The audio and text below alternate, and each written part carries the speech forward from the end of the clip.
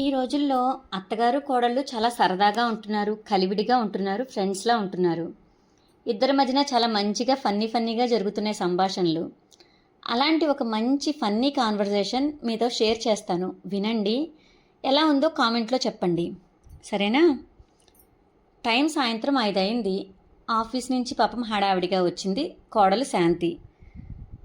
వస్తూనే అత్తయ్య ఎలా ఉన్నారో, పొద్దుననంగా ఆఫీస్కి వెళ్ళిపోయాను, ఇంట్లో ఒక్కరే ఉన్నారు, ఏం తిన్నారో ఏంటో, ఇప్పుడు ఏదో ఒకటి స్నాక్స్ చెయ్యాలి అనుకుంటూ కిచెన్లోకి వెళ్ళిపోయింది డైరెక్ట్గా. అప్పటికే అత్తగారు గ్యాస్ స్టవ్ దగ్గర నుంచుని స్నాక్స్ ప్రిపేర్ చేయడానికి రెడీ అవుతోంది. అత్తయ్య, ఆగండి, నేను వచ్చేసాను కదా, మీకెందుకు ఇంక శ్రమ, నేను చేస్తాను అంది శాంతి.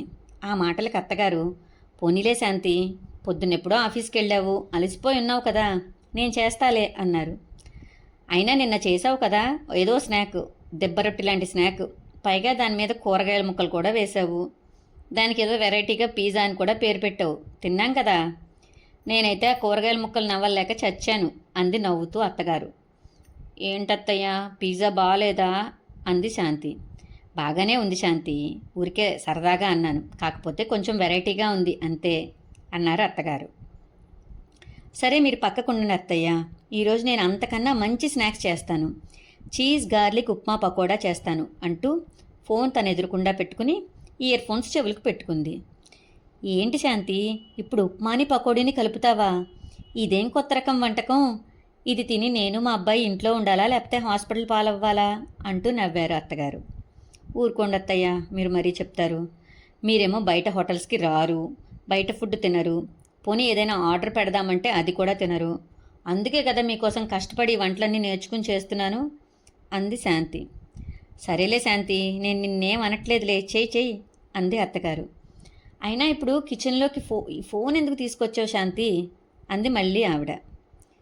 యూట్యూబ్ వంటల ఛానల్లో ఇప్పుడు నేను చేసే వంట చాలా వైరల్ అయింది అత్తయ్య, చాలా ఎక్కువ వ్యూస్ వచ్చాయి, మంచి మంచి కామెంట్స్ వచ్చాయి, కాబట్టి అదే ఇప్పుడు ట్రై చేస్తున్నా అంది శాంతి. సరే అయితే నేను కూడా ఇక్కడే ఉండి చూస్తాను, నువ్వెలా చేస్తున్నావో, అలాగే ఆ ఫోన్లో ఉన్న అమ్మాయి ఎలా చెప్తుందో వింటూ చూస్తాను, నువ్వు ఇయర్ ఫోన్స్ పెట్టుకోకు అంది ఆవిడ. ఫ్రిడ్జ్లోంచి వెజిటబుల్స్ అన్నీ తీసి గ్యాస్ స్టవ్ దగ్గర పెట్టుకుంది కోడలు. కళ్ళజోడు తీసి కళ్ళకు పెట్టుకుంది.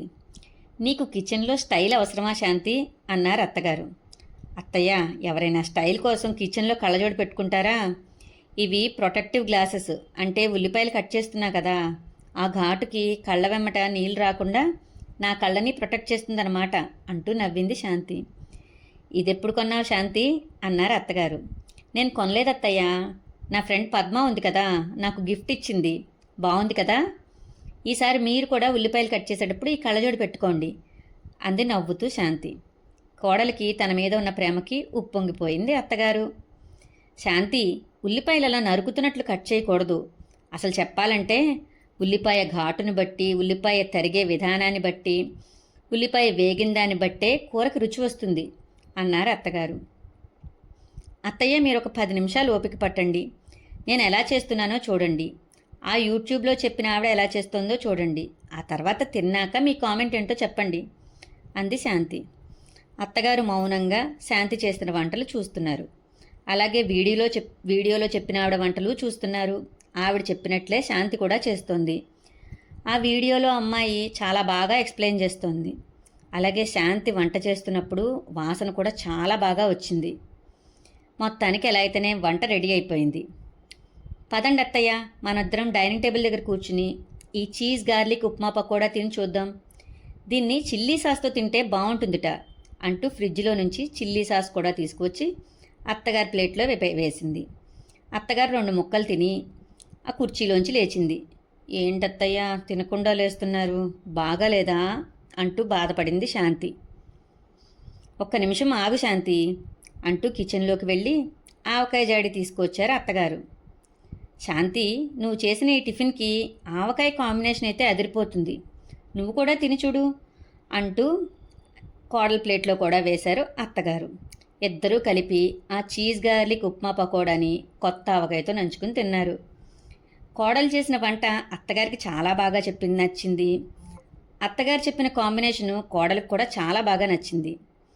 ఇలా అత్తగారు కోడలు సరదాగా కబుర్లు చెప్పుకుంటూ ఉంటే ఏ ఇంట్లో కూడా ఏ ప్రాబ్లం ఉండదు కదా. ఏమంటారు? మీరు కూడా చెప్పండి.